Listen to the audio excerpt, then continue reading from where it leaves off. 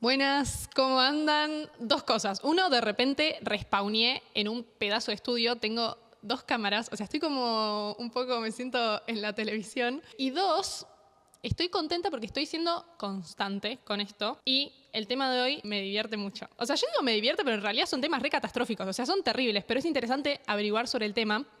Y yo siento que es algo que absolutamente todos escuchamos en algún momento.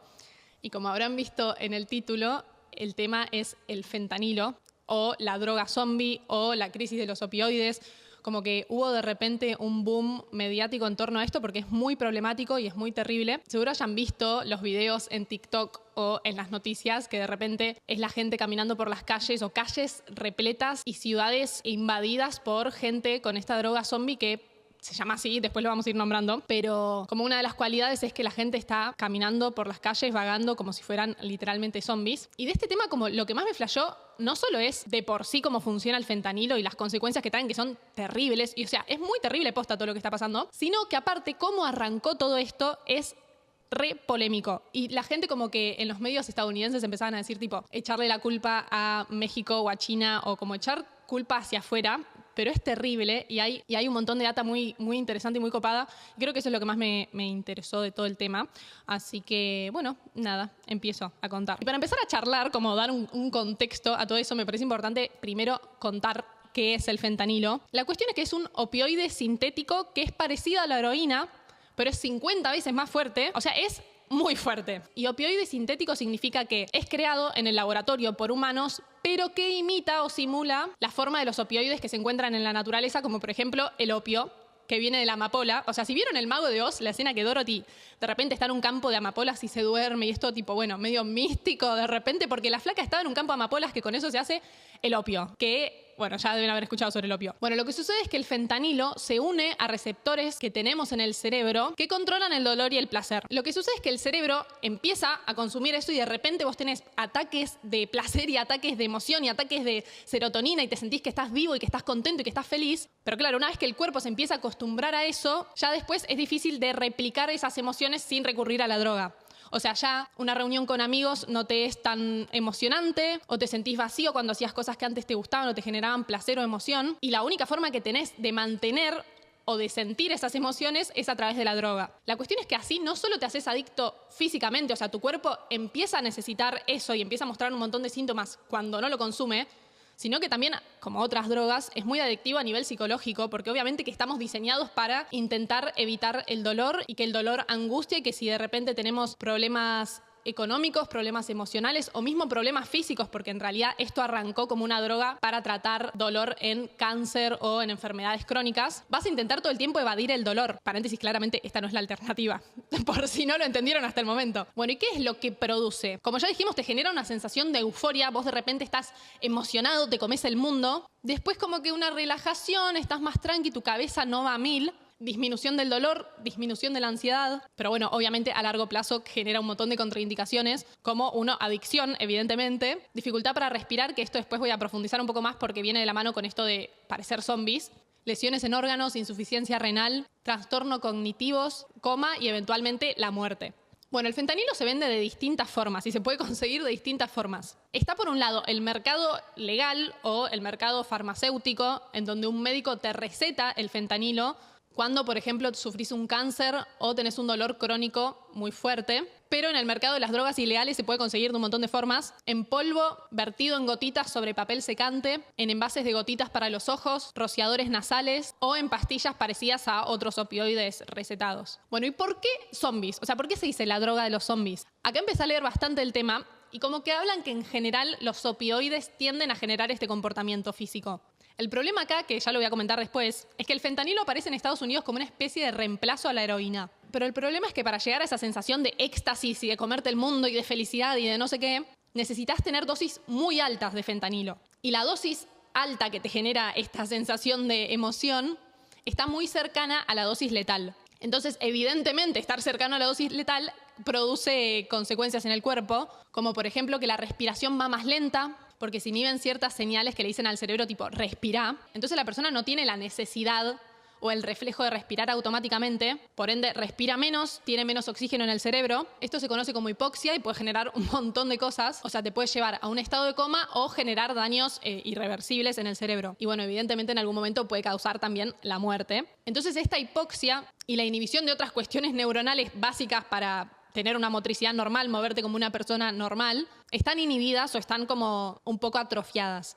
Y las personas de repente van caminando sin control sobre su cuerpo, como si estuvieran desplegados, desplomados, literalmente zombies. Bueno, es terrible todo esto y posta es una crisis muy grave. Y lo que más bronca da de toda esta situación es cómo arrancó. Porque arrancó de una forma muy macabra y con un montón de gente de poder involucrada que es terrible, literal. Nos remontamos a 1995, la familia Sackler, que eran dueños de una farmacéutica muy importante llamada Purdue, o no sé cómo se pronuncia.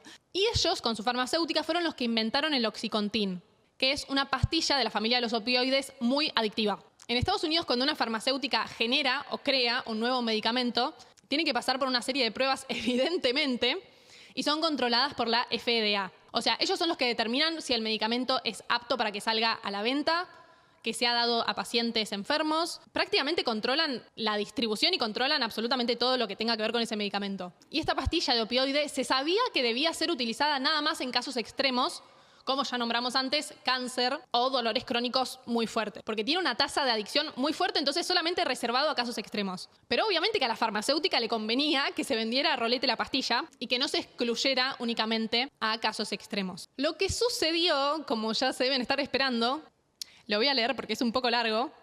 El director interino de la División de Anestesia, Cuidados Críticos y Adicción a Productos Farmacéuticos de la FDA, que era el encargado de decir, tipo, che, este medicamento puede salir a la venta solamente para casos extremos o no, puede salir para cualquier persona, dicen que recibió un soborno importante para justamente firmar que este medicamento se pudiera vender libremente en la farmacia. Literalmente en la etiqueta de las pastillas decía, se cree que la absorción dilatada que proporcionan los comprimidos reduce la propensión a un posible abuso. O sea, básicamente te estaban diciendo, esto no genera adicción, tranquilos. La cuestión es que en 1996, o sea, un año después, arrancó una campaña mediática impresionante en torno a esto. No solo los médicos lo recetaban para absolutamente todo, o sea, para todo te daban opioides, una droga terrible. Fue tan heavy la campaña mediática que literalmente los médicos salían en la televisión a decir textual lo siguiente. O sea, hay un video de un médico así enfrente de la cámara diciendo, no, pero no pasa nada, che. Porque claro, en Estados Unidos dicen che. Dice, de hecho, la tasa de adicción entre los pacientes con dolor que son tratados por médicos es mucho menor al 1%. Mucho menor al 1%. Me hace acordar mucho de las campañas que hacían antes en torno al cigarrillo. Mi mamá me contaba, yo no lo vi, pero me decía que de repente cuando salió todo el tema y se hizo muy viral el cigarrillo, aparecían tipo propagandas de gente haciendo deporte y se fumaba un pucho. Gente re canchera se fumaba un pucho. Como que te lo relacionaban con el deporte, con que no pasaba nada, que estaba bien, que eras un canchero si lo fumabas.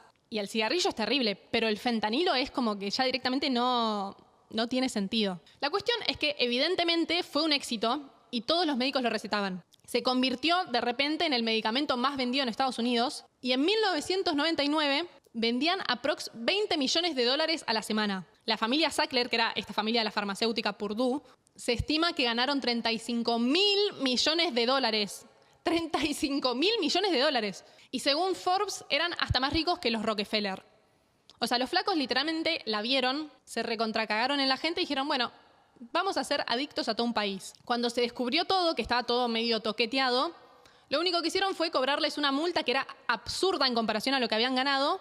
Y el tema se terminó. No fueron a la cárcel, no pasó a mayores. Y los Sackler se fueron con su fortuna a vivir una buena vida, no sé. La cuestión es que la gente a esta altura ya tenía adicción. Evidentemente, después que te recetaran todo el tiempo opioides, decís, bueno, che, creo que necesito esto. Ya no se receta con tanta facilidad el producto y decís, bueno, espera, tengo que buscar una alternativa. Y acá entra en juego la heroína. La gente empieza a consumir tanta heroína que de repente hay escasez de heroína. O sea, hubo una demanda muy grande de repente. El comercio ilegal no daba abasto.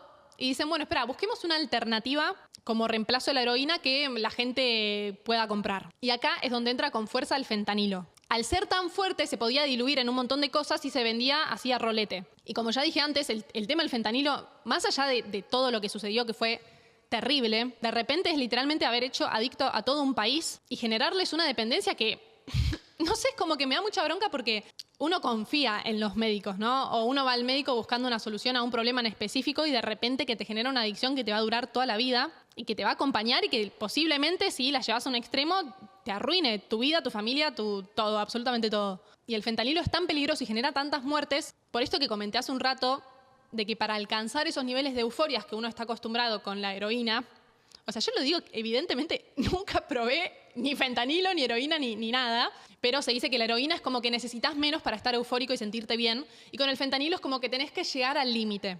Y este llegar al límite, estar tan cerca de la dosis letal, hace que mucha gente, sin querer, se pase y genera un número abismal de muertes por sobredosis. Así que bueno, me voy enojada con este capítulo. Les juro, mientras investigaba el tema, es como que me agarró mucha impotencia y me agarró mucha bronca de imaginarme a la gente leyendo eso y viendo que se hicieron adictos a algo porque un grupo de farmacéuticos de repente se llenaron los bolsillos. Lo peor es que los Sackler abrieron la puerta que un montón de otras farmacéuticas buscaran vacíos legales e intentaran comercializar así libremente grupos opioides. Entonces no solo fueron los Sackler y la farmacéutica Purdue. De repente todas las farmacéuticas dijeron, che, yo también quiero ser multimillonario, yo también quiero aparecer en Forbes y ser más ricos que los Rockefeller.